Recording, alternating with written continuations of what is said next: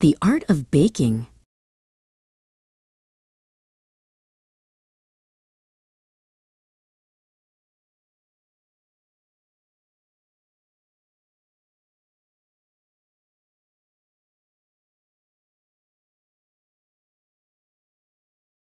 In the heart of the city, where Leicester Square glows, a scent of warm sugar and cinnamon flows. On Mercer Street sits a Rome bakery so fine, where the windows with crystalline brilliance shine. The protagonist here is the great Barbara Briggs, who dances a ballet of whisks and of jigs. With brown eyes that sparkle and skin black as night, she wears a pink dress and a wig polished bright. "Good morning," she cries, with an energetic flair, her long black wig swaying in the flower-dusted air. Today is the day for a grand demonstration to maintain our status throughout the whole nation. Idris, her helper, is eager and bright, ready to collaborate and do things just right. They don their pink aprons, a distinguished attire, to ignite the great ovens and stoke the sweet fire. First comes the bread. In a cacophony of thumps, the dough is a mountain with no leaden lumps. Barbara kneads with a rhythmic, relentless grace, while a smile of pure ecstasy lights up her face. No inconsistent texture, no juvenile crumb. If it's not super standard, then I would be glum. The sourdough rises, a slow, silent bloom, chasing any stale stench from the high-ceilinged room. Idris assists as they shape the dark rye, under Barbara's watchful and keen-sighted eye. We must not overlook even one tiny seed, for precision is always the baker's first creed. They refrain from all slack, and they shun any haste, ensuring the loaves have a sophisticated taste. The bread is not alien, nor erratic in shape, but perfect as clusters of sun-ripened grape. The oven is currently on its best form, a cavern of gold that is cozy and warm. It is exemplary, modern and sturdy and true, a mechanical marvel that's shiny and new. It does not malfunction, it never will fail.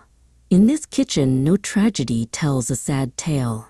The heat is consistent, Barbara declares, as she glides past the racks and the cupboards and chairs. Next are the buns, all erratic and sweet, a sticky and spicy and succulent treat.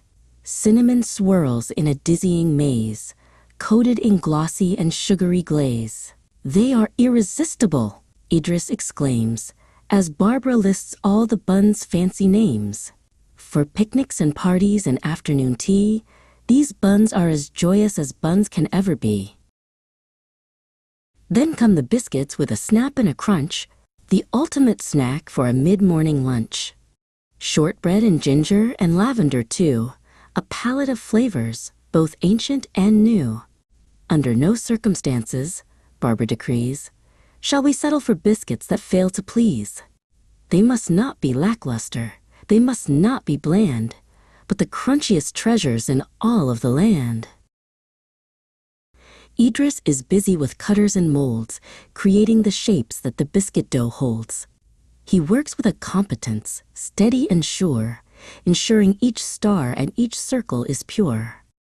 "No errors," he chirps, with a jubilant grin, as he puts the next batch of the shortbread within. The kitchen is humming, a rhythmic delight, as the biscuits emerge, looking golden and bright. Now for the pies.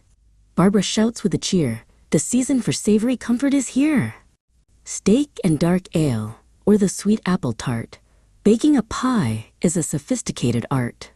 The pastry is flaky, a buttery cloud, of which any baker would surely be proud. She brushes the crust with a golden egg wash, ensuring the finish is elegant and posh. These pies are for feasts when the weather is dire, to be eaten with friends by a flickering fire. A remedy sure for a dismal, dark day, chasing the shadows and sorrows away. Idris agrees as he lifts up a tray. The scent of these pies makes the gloom go away. They are not substandard, their superior boss, a victory gained with no failure or loss. Puddings are next, steaming hot in their bowls, warming the hearts and the spirits and souls. Sticky toffee and sponge, with a custard so thick, each one is a masterpiece, done with a flick. The texture is paramount, Barbara explains, as the sweet golden syrup in rivulets rains. It must be sufficient to satisfy kings, the ultimate joy that a pudding dish brings. Idris is whisking the custard with might, until it is airy and yellow and light. No lumps, he insists with a reticent look. We follow the rules that are found in the book. He won't tolerate any inconsistent gloop, or let the high standards of arome ever droop.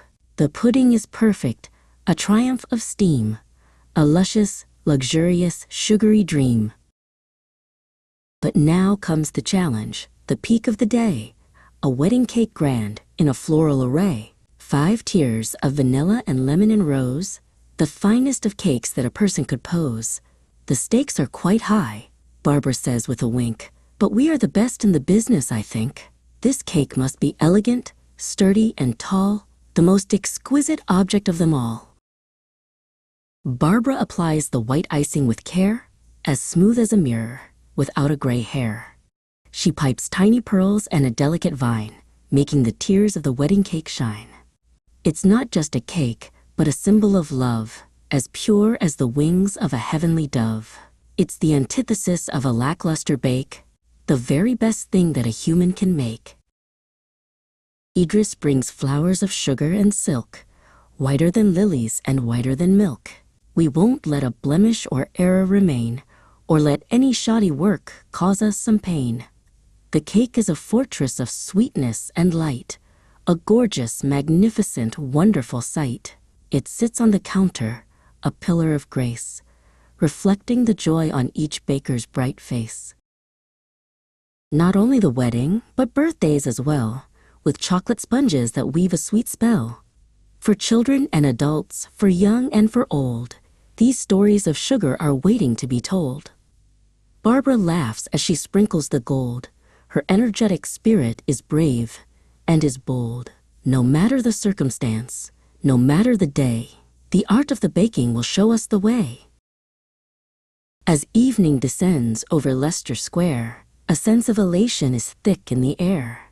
The shop is now empty, the counters are clean, the most exemplary bakery ever been seen. We did it, says Idris, exhausted but glad. The best day of baking that we've ever had. Of course, Barbara says, for our competence shows in every small bun and each bread loaf that grows.